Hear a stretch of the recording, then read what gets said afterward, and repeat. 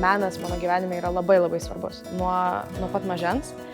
Todėl nes scena, buvimas scenoje, sugebėjimas kažką kurti ir pritraukti žmonės yra labai labai malonus jausmas.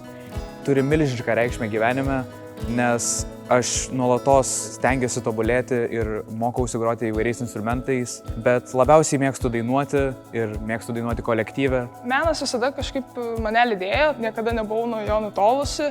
Tai buvo savaime tarsi suprantamas reikalas, kad aš ateisiu į kultūros centrą ir aš tiesiog vaidinsiu ir dalyvausiu visoje kūrybinėje veikloje. Music is very important to me because it's a general companion in my everyday life. It helps me through any kind of life situation. Ansamblis mane praturtina tuo, jog suteikia žinių apie tautos meną, gilias ir gražias lietuvių liaudies tradicijas. Atėjus į Ratilio, man atrodo, kad aš išsigryninau, kur yra mano vieta pasaulyje. Ir tai man atnešė daug pažinčių ir atnešė bendruomenę.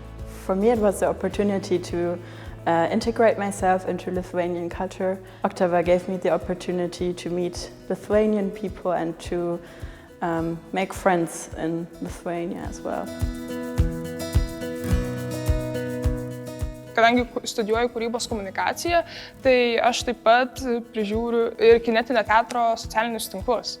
Tai taip gaunasi, kad aš tarsi turiu tam tikrą gyvenimišką praktiką ir man tai padeda suprasti, kas yra mano studijos. Turbūt jaučiuosi, kad esu ne tik tais studentė savo fakultete, bet ir viso universiteto, viso miesto studentė ir universiteto bendruomenės narė. Galiu tą studentavimo laiką skirti prasmingai veiklai. Grojimas vargonais Vilniaus universiteto vargonų studijoje labai paįvairina mano studijų laiką, taip pat leidžia atitrūkti nuo tikrai sudėtingų teisės studijų ir pailsėti.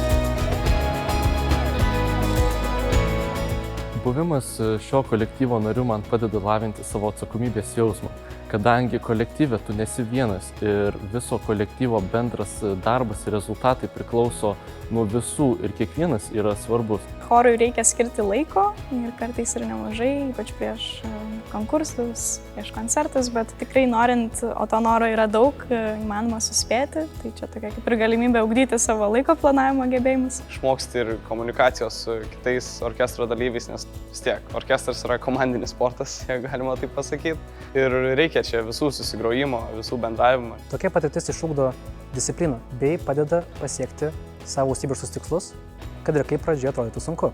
Galbūt dėl mano lankomo kolektyvo specifikos, kad tai improvizacijų teatras, tai taipogi mokėt greit prisitaikyti prie situacijos. Ugdo pažinimo kompetenciją ar mokėjimo mokytis, nes tu pats bandai tas natas analizuoti, tu turi tikslą, kurį turi įgyvendinti. Labai ugdo empatiją ir toleranciją, supratingumą. Tai man atrodo, čia yra savybės ir kompetencijos, kurių prireikia ne tik ansamblio veikloje, ne tik studijų, bet ir per visą gyvenimą jas gali neštis ir jos gali būti stuburas kasdieną.